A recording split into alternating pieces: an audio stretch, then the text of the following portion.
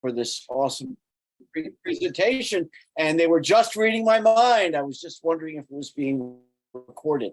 So anyway, I'm so honored and delighted to be joined by my associate, Mark Nitka.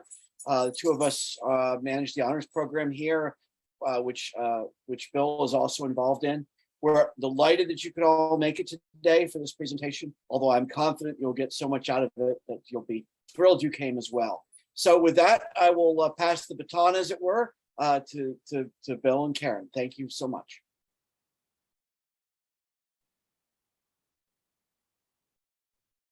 All right, Bill is here and I am here, and we're so excited to have this session today and to lead it today. We're starting off with a poll. And so the poll was launched, are you planning a career move? Of course, this session is all about managing your career with your personal action plan. And we had 37% who said yes, and yes, you are planning career moves in the near future. 47% said no. Either that means you're fine right where you are, or you just are not in the planning stage right now. And 16% said recently made a career move. So congratulations to the 16% who recently made a move, and those who are planning. And those who are not, if you want to make a move, we're hoping that the session today will ignite you to do just that. So we're going to just go with you. As I said, it's both myself and Bill. Bill Davis, did you want to say hello and introducing yourself right now? Hello, everyone. I'm a lead faculty assistant professor in the Forbes School of Business and Technology at the University of Arizona Global Campus, and I'm a proud member of the honors program. I've been teaching in the honors program, I want to say for 4 years now, and just a course here and there. But I've attended these meetings. I think Mark and Clifford and Ming Zen, what a wonderful forum that they create here, an event. You know, they've done many of these, and I've seen a lot of success. I've met a lot of my students in here. So kudos to you, Cliff and Mark, and what a wonderful venue. And every time I come to one of these, I learn something. So I'm learning something today. So welcome, everyone. So we're going to jump right into our juicy content of what we have for today. And Bill, did you want to step us through what's coming, and go ahead and step into your slides? Absolutely. Thank you, Karen. You know, we started out, here's the agenda, so you can get a look at what you're going to get from us. And this is highly interactive, as Karen has already started engaging you. So the more you participate, the better it is. Please use the chat as we prompt you in there, but this is for you.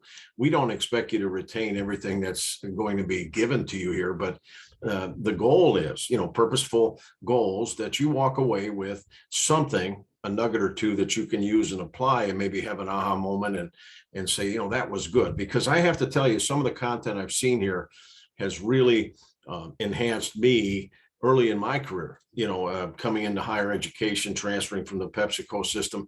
And sometimes as I started to teach some of this, my part of it, I really said, boy, I wish I would have saw this earlier, you know, because a lot of my career was experiential learning and growing. But, you know, it's so much better when you get an idea or two. And that's the goal today. Karen and I want to add value to the honors program, to the honors program students. So what are you going to see today? The concept of a career and career development system. You're going to see that first, and then we're going to talk a little bit about career stages, career choice. And there's a typo in there, and I apologize because I just looked at it and I see an S instead of a C, but I think you will forgive me for that. Then there's examining skills in career development programs. And then at this point, Karen is going to talk. Karen, you want to cover your part real quick on the agenda, or I could continue either way. Sorry about that. I was on mute. So we're going to step into 5 essential things, guys, that we all need to know in this post-COVID stage. COVID is still here, but the peak of it, hopefully we really have passed it. But we're going to cover 5 essential elements that everyone should encounter and integrate going through your career growth. Then we're going to talk about navigating your career, filling out your personal action plan. And after that, got questions, we're here for answers, and then we'll wrap it up with content and how to get in contact with us. So Bill, next up.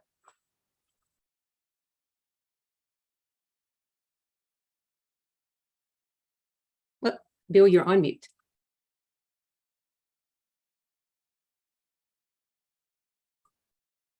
let's just talk a little bit about the concept of a career, occupational progress through one's lifetime. And as you go through your career, you're going to learn a lot of different things that will make you better, and you'll be able to continue to make yourself even more sound. But that's what we're talking about here, where you're going, your path.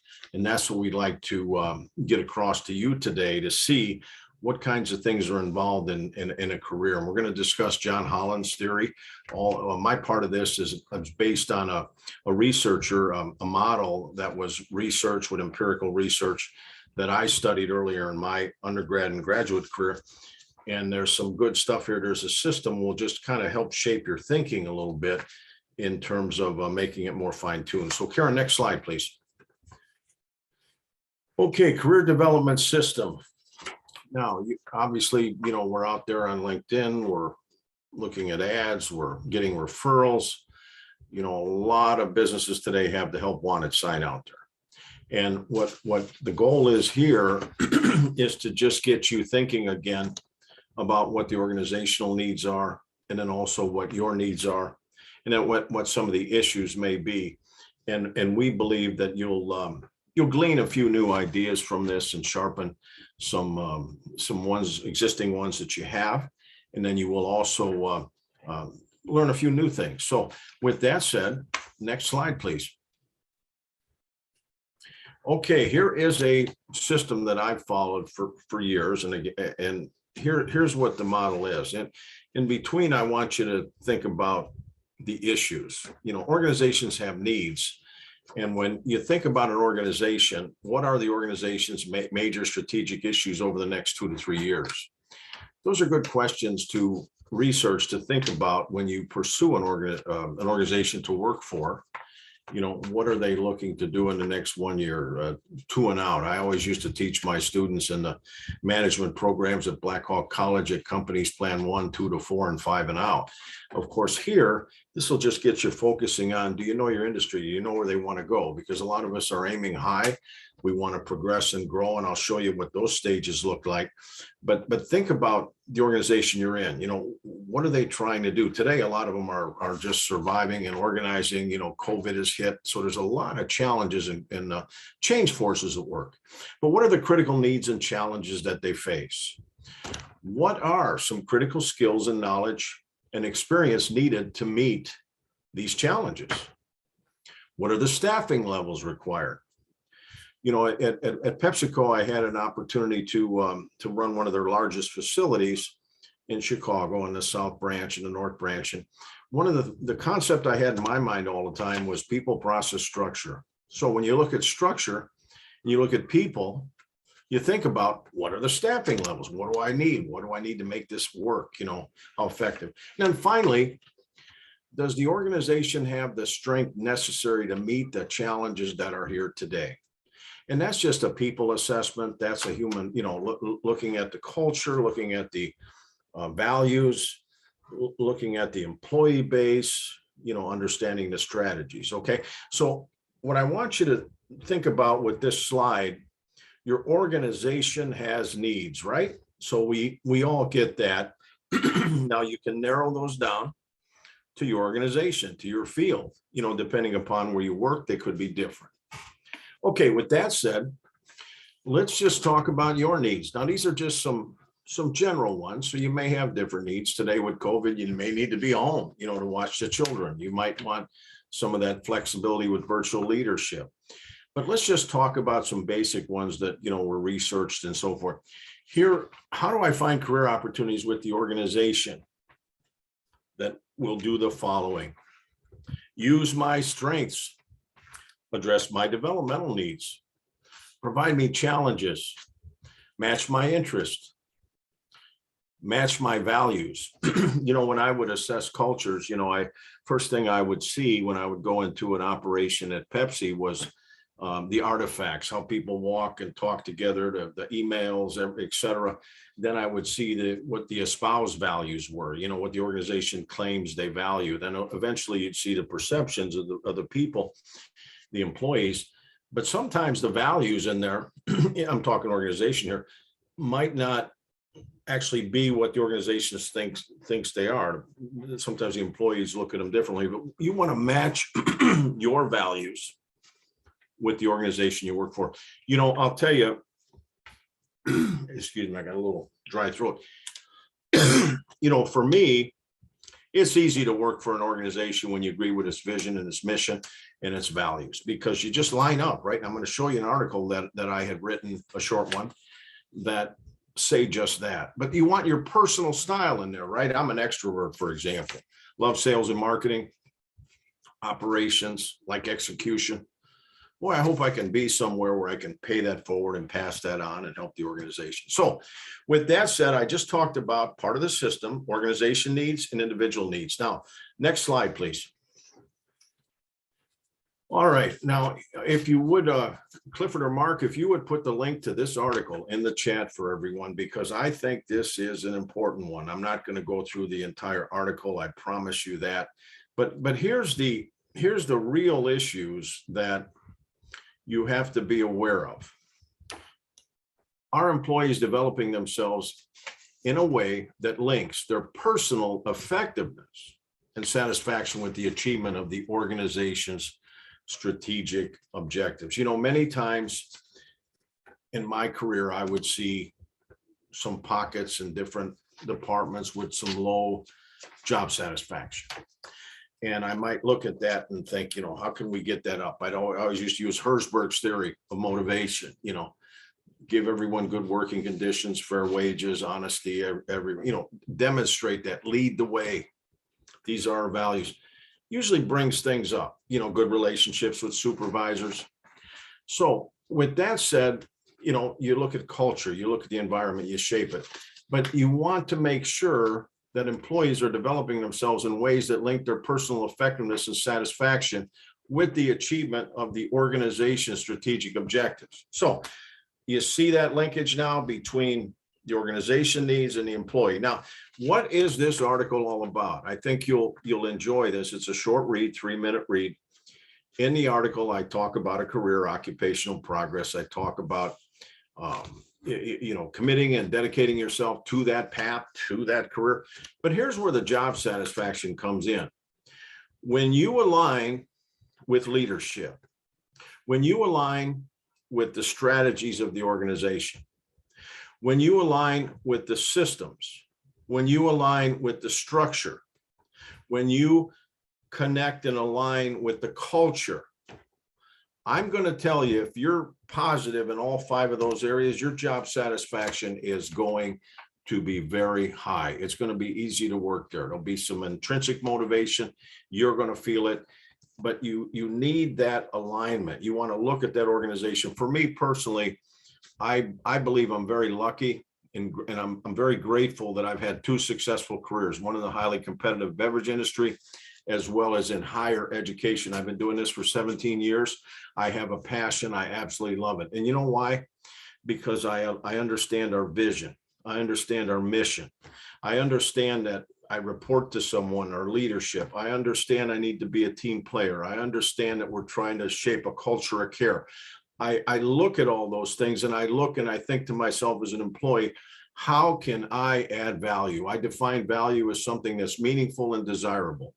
So this article will just kind of prime you. You know, it's a good reference to look at sometimes if your motivation or something's going on, you know, just kind of look at this. But you can also look at this to help you, and Karen will cover some of this, when maybe you're looking outside. A large percentage of you are not looking to make a career move, but when you do, think about, I used to ask this question in interviews, you know, and a couple of times I would be interviewing, what does the organization reward and recognize? That's a good indicator of organizational culture. Next slide, Karen. Okay, career stages. This is the work of John Holland. The first stage, you enter a job, right? You've got the apprenticeship. You can't go right to the top, right? You have to learn, you have to understand. Even if you've got the best education, I believe for optimal performance, you need experience, capacity, and knowledge. You need to go outside and get your degrees, get your education, learn things, right? But now you want to apply it on the job. You get on the job, you're going to learn on the job and through the job. And that's what happens when you're an apprentice. You know, You've got important needs, safety, security. You are expected to show competence in learning and following directions. You must be able to accept the psychological state of dependence, okay? So you're an apprentice, you're coming in, you're learning, that's where you're at. And you need a learning curve. And I'll give a good example. Dr. Karen Ivey had given me the opportunity here in the leadership team here in Forbes to allow me to be a program chair back in 2019. And they knew that there was a learning curve. And they knew in that particular job, Bill's kind of in his apprentice stage. So, and I was, so I kind of crawled, then I started to walk a little bit, then I started to run once I kind of got the lay of the land. Next slide, please. How am I doing so far? Please say yes in the chat. I hope I'm moving at the pace you need me to move. And that you're getting, there we go. Thank you. Thank you very much, Fallon. Advancement. This when we start looking ahead and we say, you know, I think I'm ready for more. I'm an emerging leader. I'd like to do more for the organization. You know, I'm interested in helping. How can I contribute? Raising your hand, saying yes. I say yes a lot to a lot of projects here, and I love it because it challenges me, and I jump in and I get satisfaction. Thank you, Mike, for the comment. You know, so when you look at this, realize though where you're at, you know, again, lead with your emotional intelligence, you know, self-awareness, social awareness, relationship management, self-management. We're self-managing now, self-awareness. So think about your important needs.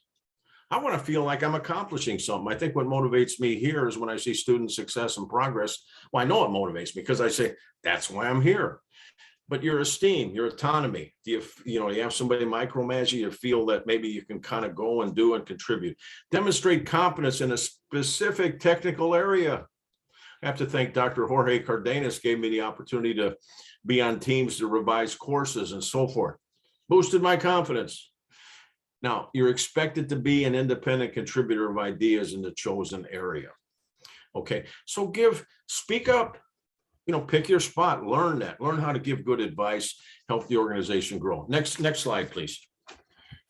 The third stage is the maintenance stage. Thank you, Melissa, for your comment. The third stage is the maintenance stage. Okay, I'm here. I've got my esteem. I like being part of it. I have to tell you, when I was with Pepsi, I absolutely loved it because I had a big national brand behind my name, right? It gave me access. But I love refreshing people here in education. I like being a part of Forbes and University of Arizona Global because I know that I've got needs for self-actualization. Esteem makes me feel pretty good that I'm doing something important. Expected to become the mentors of those in stage one. I have coached. I believe I'm a leader coach. I'm a servant transformational style leader. See how I'm applying the learning that you had in your courses? But really, I put there the application, and I think to myself, keep moving, keep serving, and be a good leader coach. Lead and lift, you know, equip students for success, be there to help them off to the side and move them up a notch or two and help them. I get a lot of students, and with employees, that are in the company, if some seek me out, I will gladly help them and be a mentor because I'm all into developing next gen leaders. I'm at the back end of my career. I know right where I fit. Central activities are training and interaction with others, right? I hope I just demonstrated that in the example. Assume the responsibility for the work of others. You know, get in there and be a team player. Together, everybody achieves more. Next slide, Karen. All right, strategic thinking. Now you made it to a level. You're part of the team. You may even lead the entire leadership team, but you have important needs at this point. You know, self-actualization, that pyramid. And when you think of that Maslow's pyramid and you think about, boy, I had this opportunity to do this, to be a part of this. I believe that I've self-actualized in a lot of different parts of my career. You know, then maybe I moved to something else. I was an independent distributor. I wanted to be the best out there. I wanted to serve customers. I felt that I hit the peak. I'm good at this. I wasn't great. There's people just as good or better, but boy, was I consistent.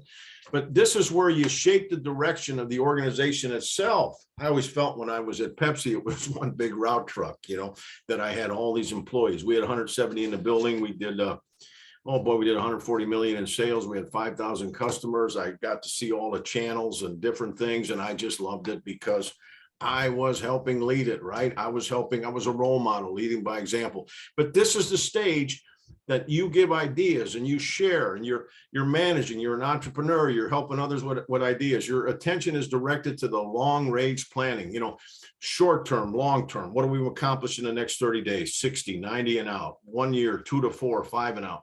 That's what strategic thinking is. Where are we taking the organization? Next slide, Karen.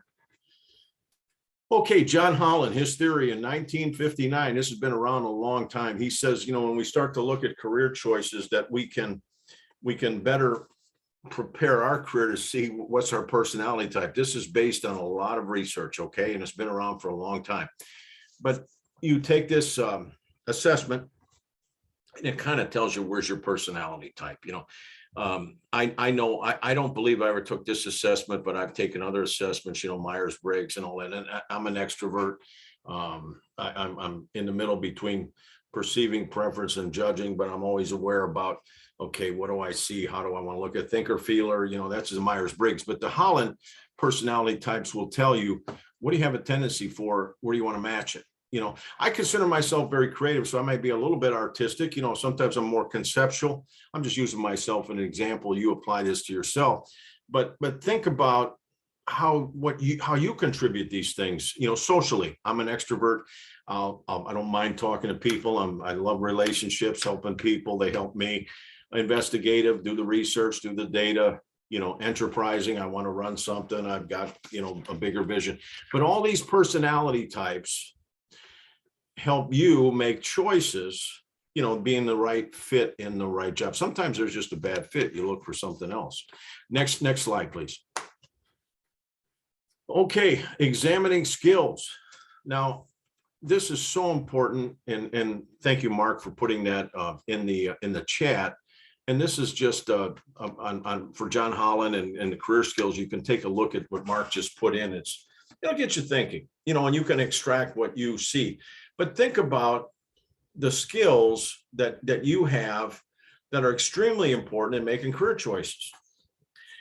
I think my past managerial leadership, soft drink skills, customer service, care, I was able to take them into higher education. I'm just using myself as an example, and relate to students and to serve. And you get, and again, remember I told you before, the vision, the structure, the leadership, all that comes together, and now you got a good fit. And the reason that sometimes, I know for myself why I'm so passionate, because some will say, well, he's emotional, or he might that's not true. I've got a sense of energy and a purposeful goal to serve, but I'm very happy here. So I'm an authentic and genuine leader where I'm just comfortable dealing with students, and I like to pay it forward. So I'm just applying this because I want you to start thinking about, how does this apply to you? So make those connections, and Karen's going to talk more about that. But the thing I want to tell you, think about your skills, influencing, organizing, helping, creating, analyzing, producing, adventuring.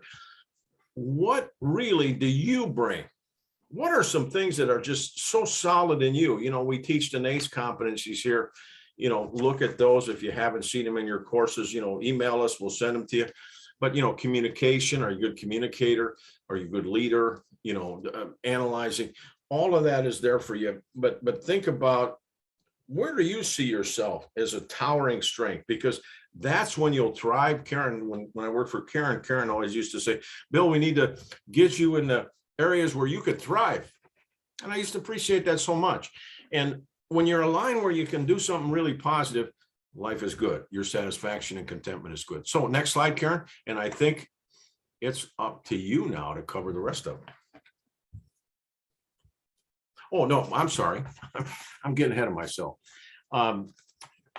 Your career, take it seriously. I like to think, be dedicated, be committed. Career development programs are the most valuable when they're offered regularly to employees, when they're open to all employees, all kinds of professional development out there. I've done, just use myself, I've done Dale Carnegie through my career. I've done certified manager, certified international manager certifications. I've done marketing seminars, communication seminars. If they're adult learning and development, all of the stuff that you come up with here to tune yourself up, learning theories. Think about what you're doing to develop yourself. And this is personal because you're a brand. You're something that's part of the organization, that you're a component, a major component. People are the most important asset in any organization. So think about how you're developing. Look at what's offered to you. Look outside, but see that vision where you're going and develop yourself. And career development programs, career counseling, get some advice, find a mentor, human resource, career information systems. We've got a bunch here. We go through all kinds of training here to, improve culture of care. We've got educational training. I was trained on active learning theory, and I learned all that and learned the fundamentals. But do the things that can strengthen your position. Specialized groups. I learn in groups. I love group discussion, brainstorming. Vicarious learning you take from others. Specialized training. But anyway, wish you much success. Stay committed. Make those connections where you're strong, and do your thing and keep on moving forward. Karen, the rest is yours. All right. So we're moving into a very interactive session of our session today, because this is all about you, and it's about you preparing yourself as you are developing your career plan, your action plan, and so forth. But first, I have a question. COVID came, knocked several of us off from our feet, businesses included. So the diagram that you see there really talks about what organizations are dealing with regarding COVID, stepping into the need to respond to a change, right? Not only organizations, but all of us as well. We identified, oh my goodness, COVID has changed things, and we all need to respond and make a change where the organizations get the ship moving again. And then, of course, that takes them into the recovery phase and then the thriving phase as they're changing what they're doing in the recovery and then thriving again. But first, I have a question. Use chat. How many attending today stepped into a new job environment during COVID? So go ahead and let us know in chat. Ryan did. Robert did. We have a lot of individuals who did. Fantastic. I need just 2 people. First person, come off from mute and share with us, how was the experience? Because several organizations were remote, shut down the physical location. So in going into a new position, you may have done that totally virtually. We want to hear about it. So anyone who's bold enough, come off from mute, who made that change, and give us an example. This is Rakita. When I started, people quit, people got sick. And so that's how I ended up with a new position. Everything was remote. I was also teaching a 2nd grader, and I used Alexa to help me get through my day and keep me organized. Plus, I was also getting my MPA. So it was a challenge, but I was able to push through. And when COVID ended, I ended up with a promotion. Wonderful, Rakita. Oh my goodness, that is awesome. How did it feel when people were quitting when you started? Oh, they were quitting and I was getting their work. So I was a little frustrated. And then luckily, we had already converted a lot of people on my team to laptops, but for the people who did not have laptops, they just was like, oh, well, I can't work. And so we got all of their work. And so I felt like I went from working a 9-hour day to 15-hour days. Yes, yes. Very different than what you may have expected as well, or was used to. Definitely. Definitely. Thanks for sharing that. How about somebody else? Give us another example of your step into this COVID world as you made that change. How did it go? Come off from mute.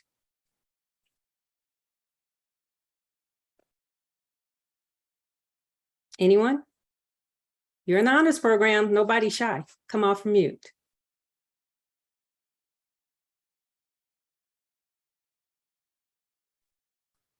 Karen Cheyenne has a nice example here, Cheyenne Howard. I'm a substitute teacher, and it impacted the schools significantly. They were shut down for the health safety, but it also left many with no jobs. Change, definitely change. Okay, for the others, you're going to have a chance to voice as well. And thanks for everyone who put these excellent examples into chat. No doubt COVID forced change. And so that diagram is going to stay right up there as we talk through 5 essential skills, experiences that each one of us, not only those in the honors program, those who work here at the university as well, must continue to think about, focus on, integrate as we navigate this post-COVID environment for our career navigation.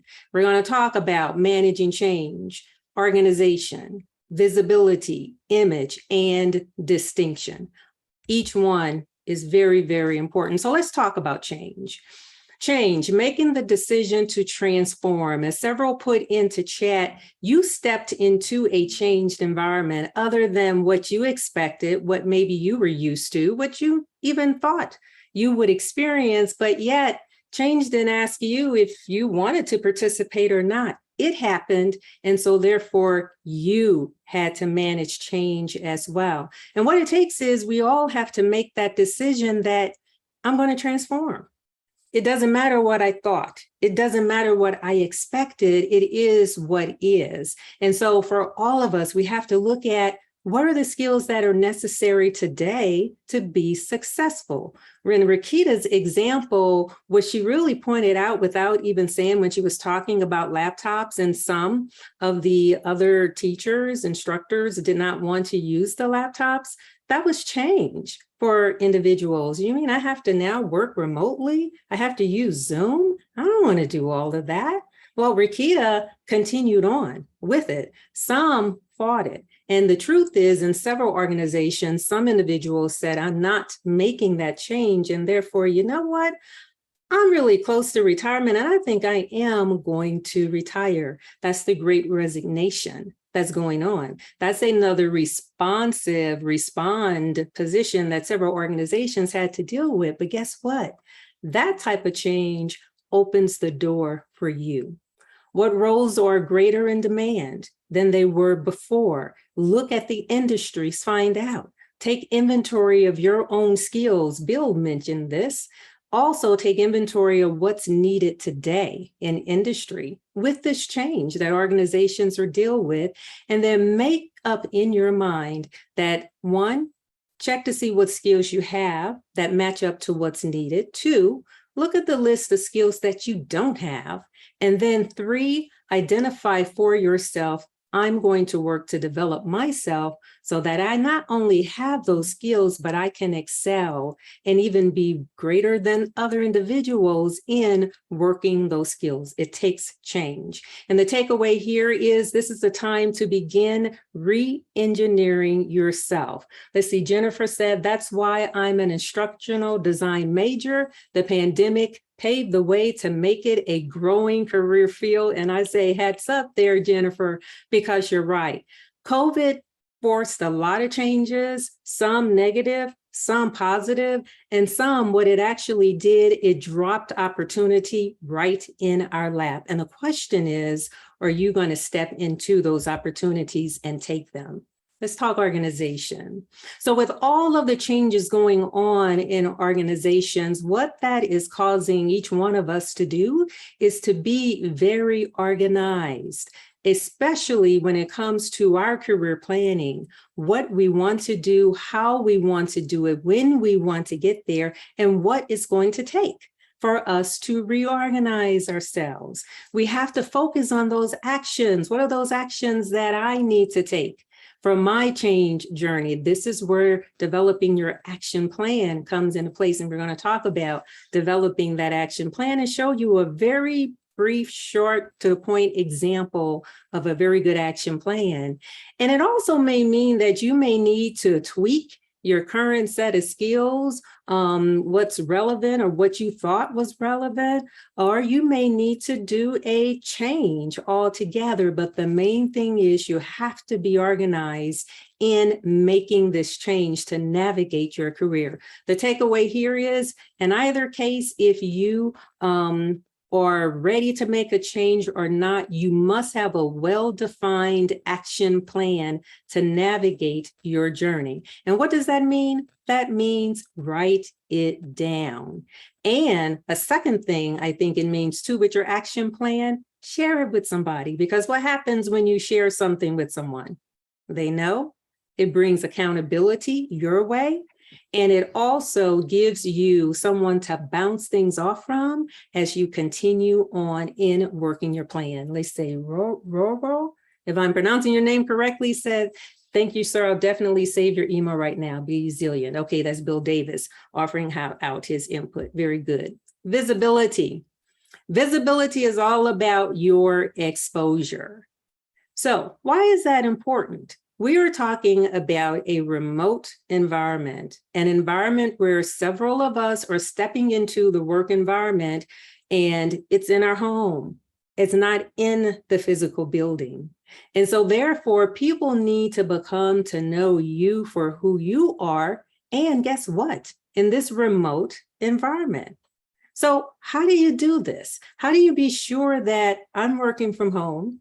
I am not someone that is totally off to the side and no one knows me in corporate, no one knows me in other offices, spaces in my organization because I'm remote. Oh no, we're not allowing that to happen, because we are going to do things to increase our visibility, to make sure that those who are in charge and who can really do something with our career know our name, know who we are, and know what we're interested in as well. So what does it take? What does it take to do that? How about volunteering? Put in chat, if on your job, be it your existing job, your new job, or even in a community area, say whatever organization you are in, how many have stepped up and volunteered to do something? Let us see that chat roll, because if we're not seeing it rolling in chat, maybe you just didn't put it in there. Or if you really haven't volunteered, this is really something you want to listen to. We're seeing it roll now. These are our honor students. We should see this roll. Why? Raising your hand is important, and not just raising your hand to things that you're used to doing, not just raising your hands to things that you planned on doing. You raise your hand when an opportunity comes where you can step into it. You can either use your skills to execute it, use your skills and learn and apply new skills, use your skills to help to take that organization, department, group to the next level. Volunteer. How about taking on a leadership role? Let's see if other individuals as well have stepped into a leadership role. And I ask you the question, to take on a leadership role, does it mean you stepped into a title? Is that really what's important? The answer is, thank you, Ava, no. Taking on leadership does not always mean a title. You can take on a leadership role. It may eventually end up leading you into a new position with a new titled role. Taking on leadership, what that does is says, first of all, I volunteered or I was appointed and I said yes. I have the opportunity, the capability to use my skills and experience to get that job done.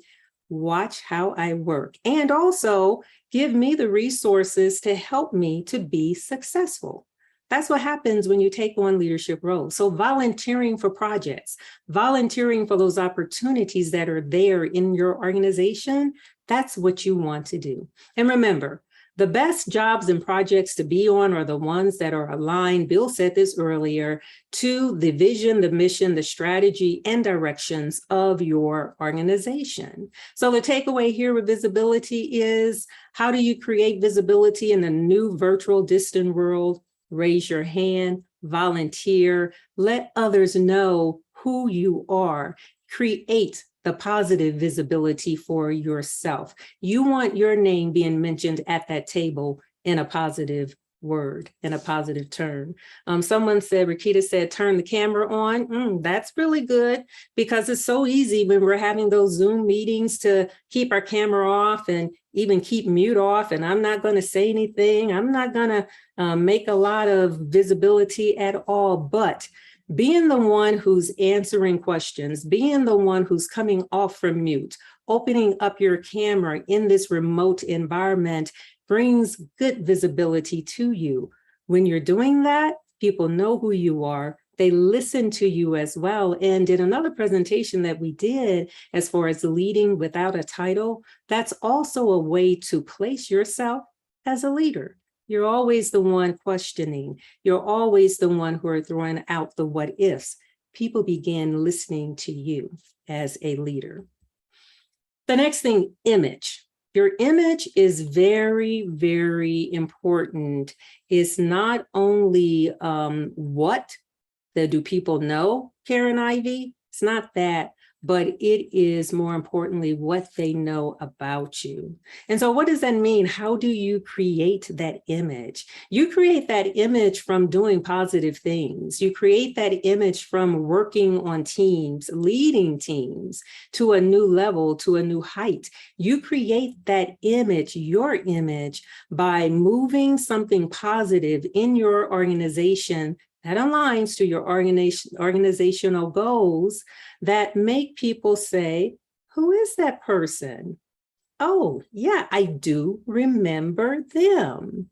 Yes. Fallon said, make sure to not be the overly negative about the company or job. Very good advice there. Don't be the one grumbling. You don't want that to be the image that they have of you, the one who complains. You want to be that one who's the collaborator, the one who shows you effectively can work across teams, bring them together, move the needle towards something impactful, something that you're executing. That's where your visibility comes, even in a virtual world. What you say, how you say it, that is about how others perceive you. And that's how you create your image. The takeaway here, in a virtual world, body language and tone are crafting your image. You know, if you are in a meeting, first of all, if you don't have on a camera, what are you adding? If you're not opening your mic, what are you adding to add your image? But when you do have that mic open, when you do have your camera open, make sure they remember you from the impact that you bring. Make sure they remember you and your tone, your style, your dress attire, your backdrop, background, all of that, leading toward a positive image where they will say, I know who that person is, and I want that person on my team. I want that person leading this initiative as well. Is this good stuff? Distinction. Distinction is all about what sets you apart. So I'm going to ask this group right here of our honor student, and we should see it rolling in chat. What sets you apart? Think about it and go ahead and put it in chat. And it's not only the honor students, we have other attendees, we have faculty administration attending as well. We need to see you roll. I want you to answer the question, what sets you apart? What makes you different? What sticks you out on that team? And Bill, help me out if I'm missing some things. Yeah, ooh, it's really rolling. Attitude, compassion, innovative thinking. Rakita, there again. Bingo, definitely that's a plus. My unique perspective and ability to see both. Ooh, this is rolling way too fast for me. Let's see. That was the unique perspective that someone said. Passion and love, again, that comes out in how you lead. Your team knows where you're coming from, what's fake, what's real, if you really are interested in them as well. Oh, I want to make an impact on student lives. Show them they have the potential to do anything. That's being inspirational right there. An inspirational leader. Excellent. My execution, my patience, problem solving. All of these things are distinctions. And if you didn't know what makes you different than the rest, what makes you stand out, then think about it. Write it down. The takeaway here is Bill always says this. I'm surprised he didn't in his previous part of presentation, your PVP. Bill, what is that? Which one, Karen? Your PVP. What is your PVP, Bill? Personal value proposition. That is what you bring to the table, why you are unique, what your strengths are. Yeah, and Karen, I got to add one other thing here. You want to motivate people, be positive, immediate, reliable. There you go. There you go. Know this for yourself.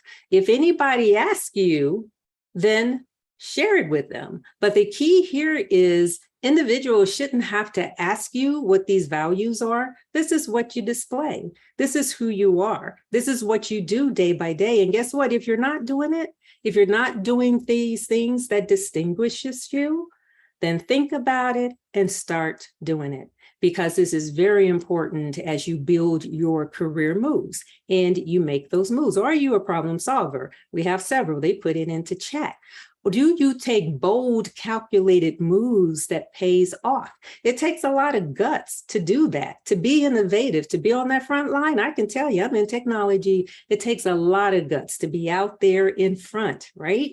But also, are you a dynamic leader, right? You're unique, your brand, thank you, Bill, is very, very important.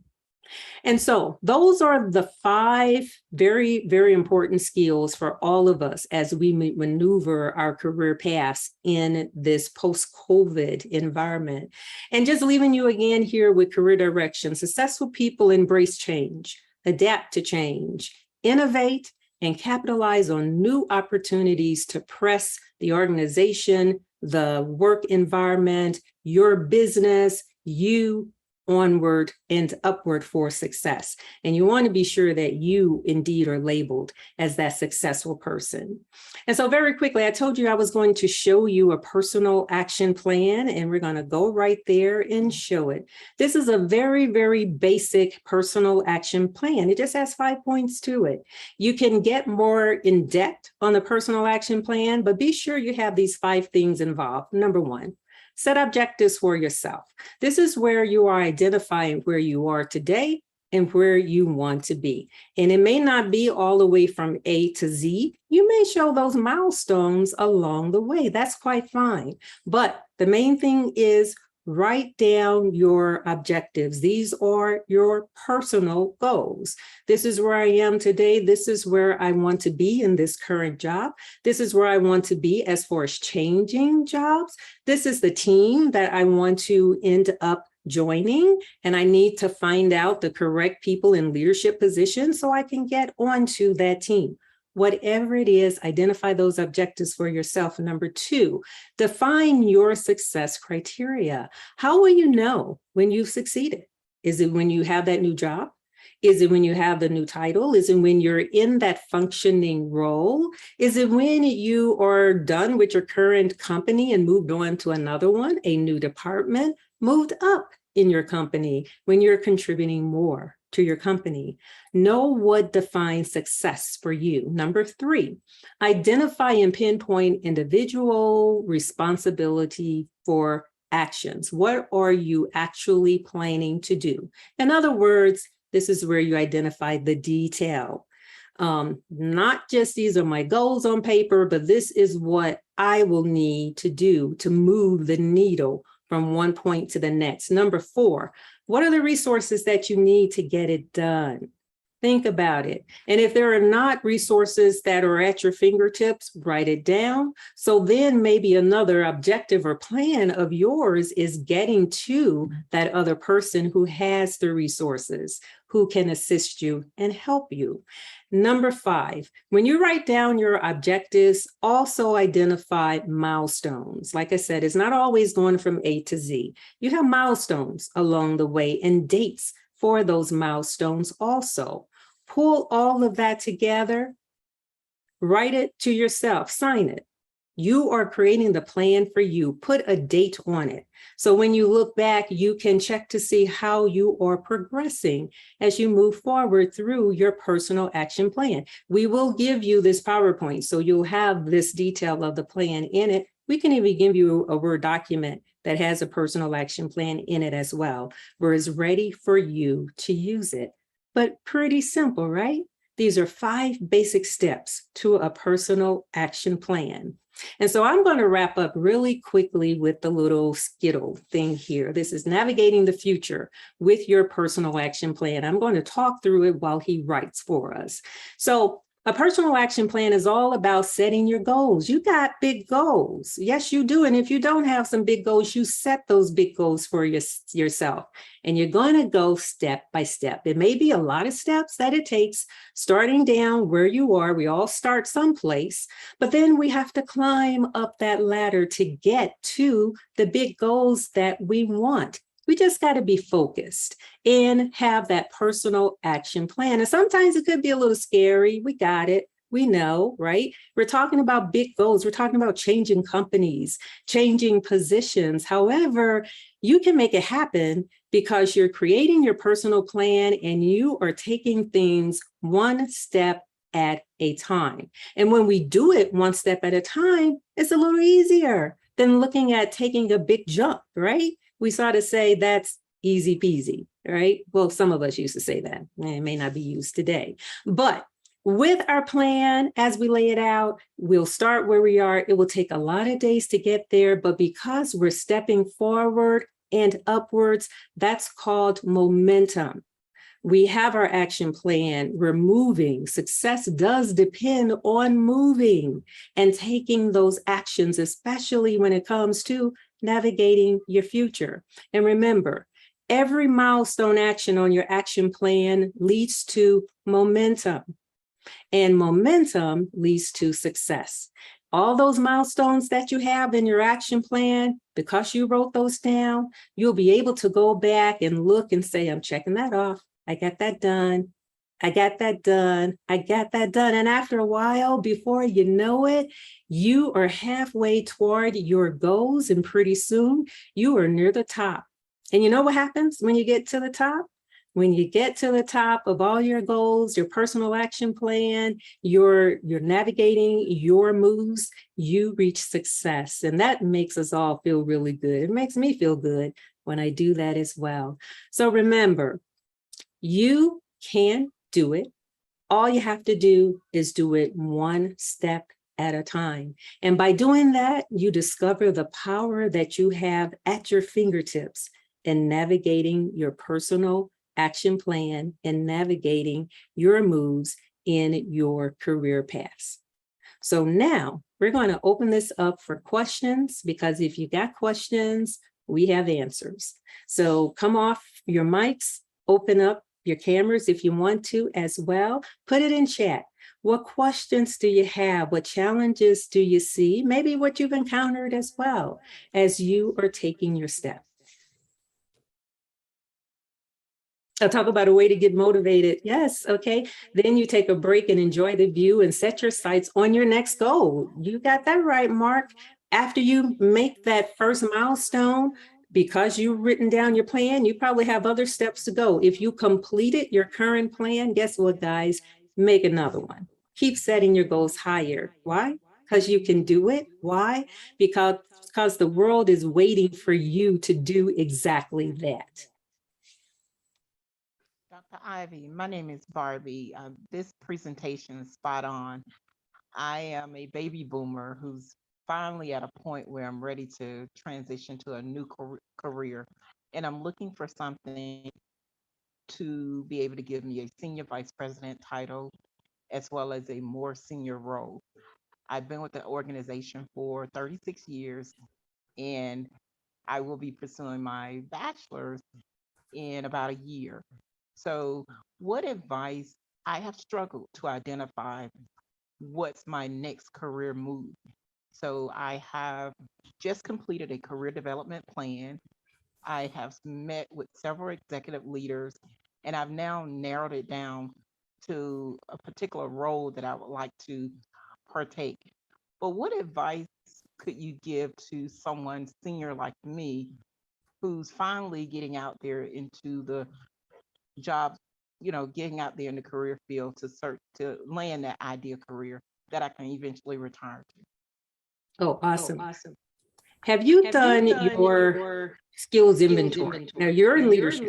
You've developed a lot of skills along the way. Mhm. Have you looked at what next steps specifically you want to move into in leadership?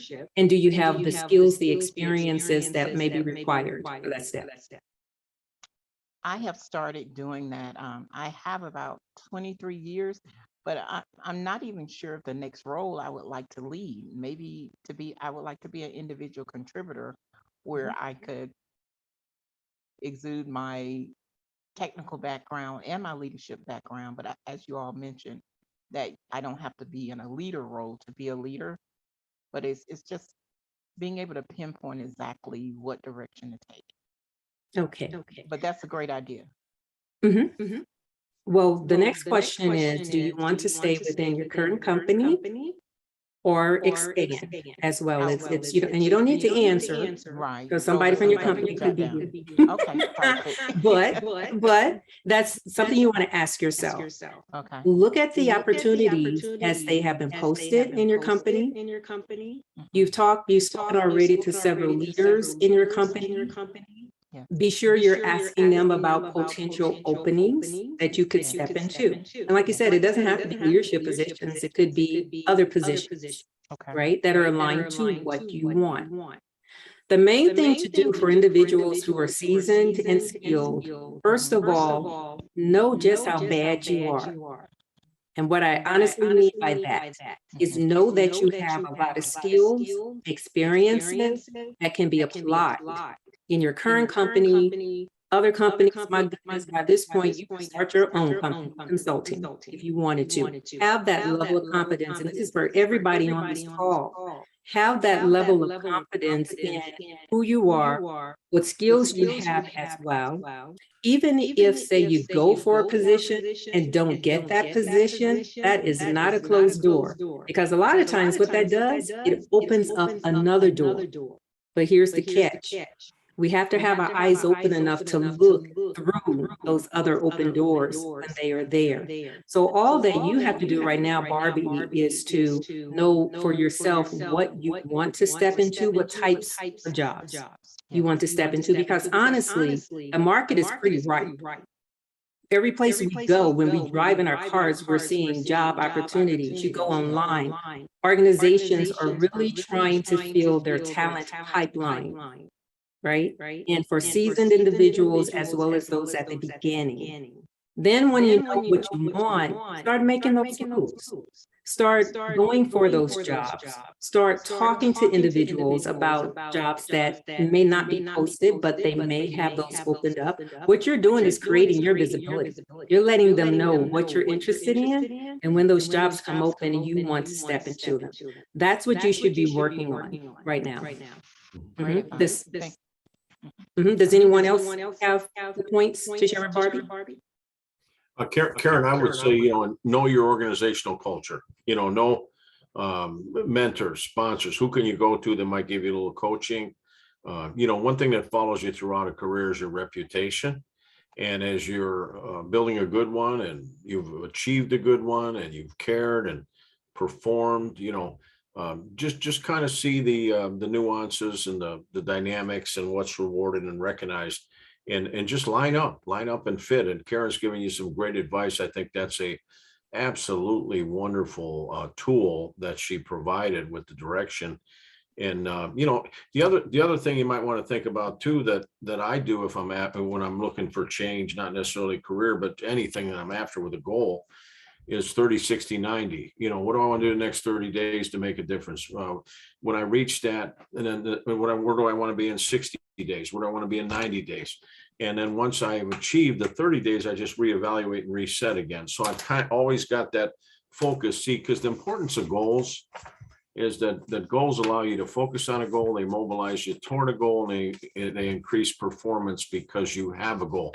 Think of AMP. And and you'll never let you down. But Karen has really done a super job equipping. Karen, I'm going to save this table myself and just put it up here. The one that you have, just as a reminder, because I think that's a wonderful tool. And I've seen some comments in there about how Karen, this is motivating. Oh my goodness, is it? So I wanted to throw out to the team, and I know we're over a little bit, but Sherry pointed out something very good about feeling frustrated and overwhelmed to step out. I want the attendees to open up and share out some inputs for Sherry.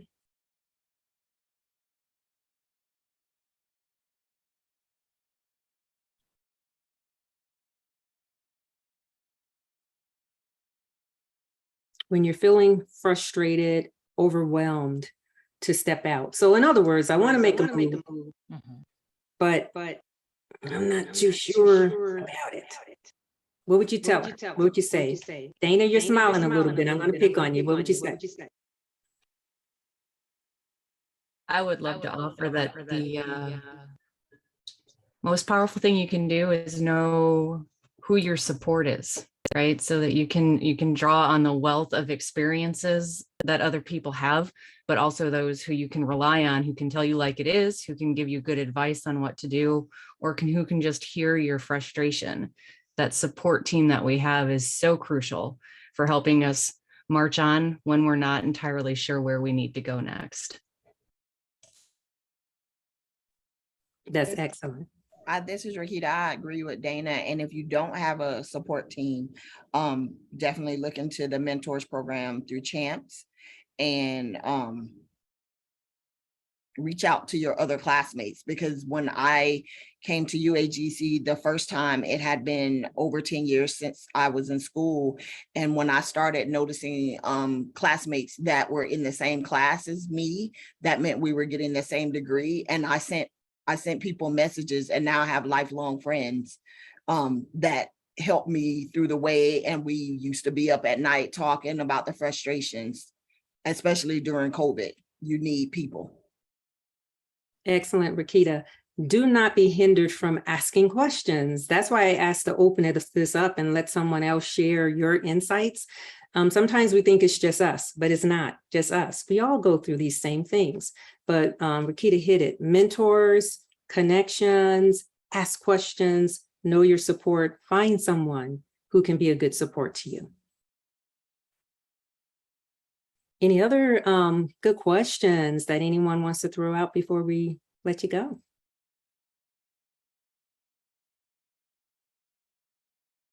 Well, we want to say thank you, myself and Bill, just thank you for listening in. What I tell the technology studies team, you are a catalyst of change. And I seriously mean that, especially in our honors program. You have developed yourselves to the point to receive knowledge, to receive how to go and transform and make changes. And guess what? The world is simply waiting on you to step into your position and do it. It's okay to be a little hindered with that. That's all right. But we talked about that. Write your plan down, seek your support one step at a time. And then we're just going to wait to read about you as you do it. Hey, Bill, you have some final words as well? I will just say that, remember, dreams and goals do come true. They just take time. Remember grit, hang in there, be resilient, bounce back. You're going to fail forward. It's not always an easy journey, but your character will come true, and you'll, I put an article in there earlier about being a assertive self-starter. Assert yourself, right? Just read it, keep going. Never, never, never quit. Good luck to you. Very good. And we'll turn it over to you, Mark and Clifford. On behalf of UAGC Honors, I just want to express my appreciation to our marvelous speakers today. Thank you so much, Bill and Karen. And I'm just so grateful to all of you for coming and attending this event. I've posted several times in chat the link for the Qualtrics form if you are in the honors program and need to record this toward your 15 hours of co-curricular events. And if you have any questions that are honors related, Mark and I would be delighted to stick around and answer them. Otherwise, we hope to see you at future events. Next month's live learning, I don't have the date and time in front of me at the moment, but be watching for news about it. Great, Marcia, I'll be happy to stay and help answer them. But I would say this, next month's Honors Live Learning is going to feature yours truly. I will be speaking about the climate change and the drought in the Southwest, a little bit more of a downer topic, I do suppose, after this. But heck, if we're going to embrace opportunity, let's embrace that. If you want to go into a groundwater field, for instance, this might be your window to do that, or water engineering. Anyway, we'll be talking more about that next month. And for now, I'll be happy, and Mark is out there too on a camera. We'll be happy to stay and answer questions. Feel free to type questions about honors into chat or come off mic to answer them. And farewell to Bill and Karen. Thank you both so much. Farewell to everyone else. And we'll see you hopefully at future honors events.